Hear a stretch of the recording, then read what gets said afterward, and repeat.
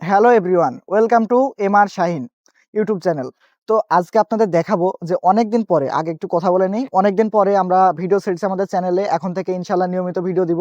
তো আমরা এখন রয়েছি আমাদের এই যে ভুট্টা গাছের পাশে। এটা কিন্তু আমাদের না, অন্য একটি চাচার গাছ হবে হয়তো, কিন্তু কে আমরা জানি না। আমরা এসেছি ভিডিও করতে, কাউকে পেলাম না বলে আমরা ভিডিও স্টার্ট করে দিলাম কারোর অনুমতি ছাড়াই। এটি হচ্ছে চুয়াডাঙ্গা জেলায় ভুট্টা চাষ হয়েছে। ভুট্টা কিন্তু প্রচুর পরিমাণে ফলন দিচ্ছে। তো আপনাদের এখন আমি দেখাবো যে ভুট্টার দানা কেমন হয়েছে, ভুট্টার পাতা কেমন, ফুল কেমন, জমি কেমন, কতটুকু জমিতে রয়েছে এবং আশেপাশে কত মানুষ ভুট্টা চাষ করেছে, সবকিছু আপনাদের দেখাবো। এখন যেহেতু আজকে প্রচুর পরিমাণে শীত পড়ছে, বাতাস হচ্ছে, তাই জন্য আমি এটি পরে এসেছি, আপনারা ভুল ধারণা নেবেন না। তো এই যে ভুট্টা দেখতে পাচ্ছেন, এটি দেখুন কি পরিমাণে দানা হয়েছে। এই যে দানাটি দেখতে পাচ্ছেন, এটা কিন্তু আমার পাশে থাকা একটি ভুট্টা। আমি এখান থেকে একটি নিয়ে আপনাদের দেখাচ্ছি। প্রচুর পরিমাণে দানা হয়েছে, তার মানে বুঝতে পারছেন কি পরিমাণে ফলন হয়েছে বাগানে। এটা কিন্তু 1 বিঘাতে আপনার 50 মণ প্লাস ফলন হয়ে থাকে। এখন যদি ভুট্টার মন আপনার 1,000 টাকা সর্বনিম্ন ধরে, তাও আপনার 50,000 টাকা 1 বিঘা থেকে উঠে পড়ছে। তাহলে ভাবুন কি লাভজনক একটি ব্যবসা।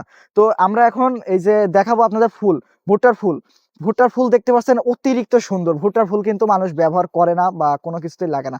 মানুষ আপনার 14 ফেব্রুয়ারি ফুল, গোলাপ ফুল দিয়ে প্রপোজ করে, কিন্তু ভুট্টা ফুল কেউ ব্যবহার করে না। কিন্তু ভুট্টার ফুল আসলে অনেকটা সুন্দর, কাঁচা ভুট্টা ফুলের। ভুট্টার ফুল যেহেতু শীতকালে পাওয়া যায়, তো আমরা একটু দেখার চেষ্টা করবো সকলে। আমরা কিন্তু প্রকৃতির মজাটা কেউই নিই না।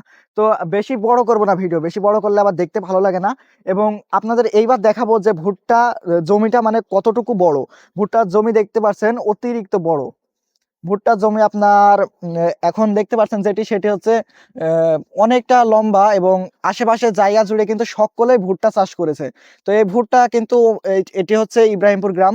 ইব্রাহিমপুর গ্রামে কিন্তু প্রচুর পরিমাণে ভুট্টা চাষ হয়। ভুট্টা, পেঁপে উৎপাদনের দিক থেকে ইব্রাহিমপুর এগিয়ে রয়েছে বাংলাদেশের ভিতরে। চুয়াডাঙ্গা জেলা, ইব্রাহিমপুর বলে তো কেউ চিনবে না, চুয়াডাঙ্গা জেলা। তো আমরা এখানে কিন্তু আরেকটি সৌন্দর্য জিনিস রয়েছে, পার্ক। পার্কের জন্য কিন্তু মানুষ আরো বেশি চিনে। তো আমরা পার্কে একদিন অবশ্যই ঘুরিয়ে দেখাবো আপনাদের। তো এখন যে জমিটি দেখতে পাচ্ছেন, এটি কিন্তু অন্য লোকদের জমি। তো হচ্ছে আমরা আপনাদের দেখালাম যে সাইডে কতটুকু অঞ্চল জুড়ে ভুট্টা চাষ হয়েছে, আপনাদের দেখাচ্ছে। এখন দেখুন, আপনারা যেটি দেখতে পাচ্ছেন, এটি কিন্তু সম্পূর্ণ এলাকা জুড়ে শুধুমাত্র ভুট্টা চাষই হয়েছে। এই মাঠে কিন্তু যেই মৌসুম সেই মৌসুমে শুধুমাত্র চাষ হয়ে থাকে। এখন ভুট্টা সিজন, তাই জন্য এখন শুধুমাত্র ভুট্টা রয়েছে।